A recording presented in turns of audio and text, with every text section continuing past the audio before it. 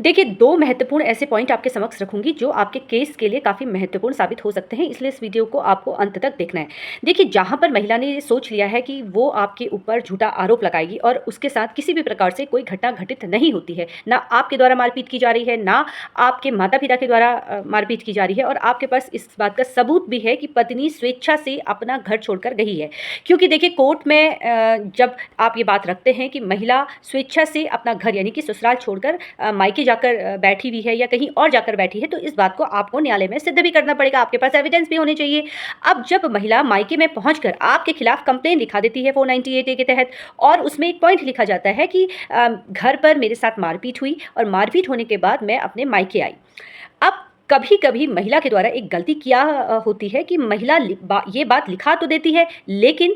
उसके पास medical report होती नहीं है। वो वहाँ पर मेडिकल रिपोर्ट लगाना भूल जाती है या उसके ध्यान में नहीं रहता है या अपनी बात को उसे सिद्ध भी करना पड़ेगा। इस बात की जानकारी के अभाव में वो पॉइंट तो वहाँ पर लिखा देती है। तो इस बात को भी आप एक मुद्दा बनाकर न्यायालय में रख सकते हैं। यहाँ पर इस बात को अगर आप सही तरीके से प्रस्तुत करते हैं, जो महिला ने जिस प्रकार आप पे आरोप लगाया है कि वो आरोप झूठा है, ना ही इनके पास कोई मेडिकल रिपोर्ट है, ये बात आपको न्यायालय में रखनी है। यहाँ पर ये महिला के लिए नेगेटिव पॉइंट हो सकता है। अब घटना को हम इस तरह से लेते हैं जहाँ पर महिला 498 ए के तहत मामला दर्ज करवा देती है, घर छोड़कर चली जाती है, आपके द्वारा कोई मारपीट नहीं हो रही है, घर वालों के द्वारा कोई मारपीट नहीं हो रही है, लेकिन वो एक मेडिकल बिल बनाकर ले आती है, एक मेडिकल ले आती है कि मेरे साथ मारपीट की गई है। अब इस अवस्था में आप कैसे साबित करेंगे? जहाँ पर महिला ने मेडिकल नहीं लगाया है, वहाँ पर तो आप आसानी से सिद्ध कर देंगे कि महिला गलत है, लेकिन अब महिला के पास मेडिकल भी आ गया है और आपने तो मारपीट की नहीं है, तो आपका बचाव कैसे होगा?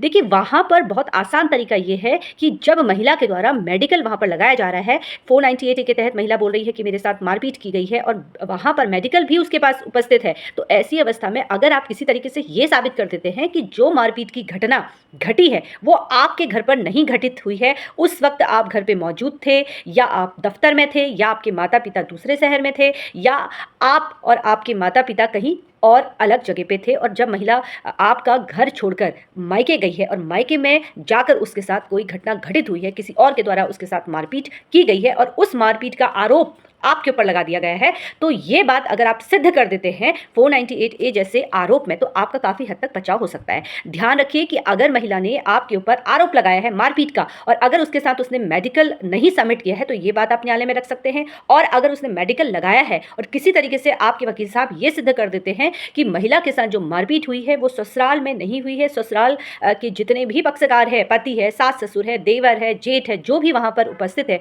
उनके द्वारा ऐसा कोई भी काम नहीं किया गया है। महिला स्वयं मायके गई, मायके में उसके साथ कोई कहानी सुनी हुई किसी व्यक्ति के साथ या उसने स्वयं को नुकसान पहुंचा दिया और उस आधार पर वो मेडिकल आपको फंसाने के लिए उसने बना दिया। अगर आप इस बात को न्यायालय में सिद्ध कर देते हैं तो काफ़ी हद तक केस आपके पक्ष में आ जाएगा। देखिए, बहुत छोटी छोटी ये बारीक जानकारियाँ होती हैं जो आपके केस के लिए बहुत महत्वपूर्ण होती है, इसलिए ध्यान रखिए कि जब महिला के द्वारा कंप्लेन लिखी जाती है उसके हर एक पॉइंट को आपको बहुत ध्यान से पढ़ना है, उस सारी सिचुएशन को देखना है कि महिला ने आपके ऊपर क्या क्या आरोप लगाए हैं, क्या वहाँ पर तारीख का जिक्र है, क्या वो दिन का जिक्र है जिस दिन घटना के बारे में वो जानकारी दे रही है कि मेरे पति ने मंगलवार के दिन मुझे घर से बाहर निकाल कर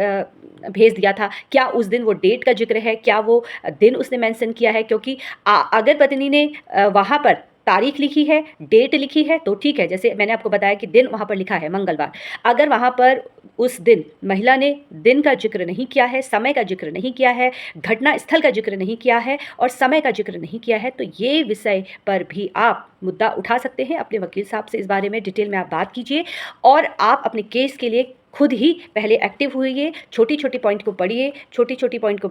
पढ़कर एक फाइल बनाइए इंपॉर्टेंट पॉइंट, क्योंकि जितना मजबूती से आप अपने केस में फ़ाइट कर सकते हैं उतना ही आपके वकील साहब भी करते हैं, लेकिन ज़्यादा जो फ़ाइट होगी वो आपकी तरफ से होगी फिलहाल, क्योंकि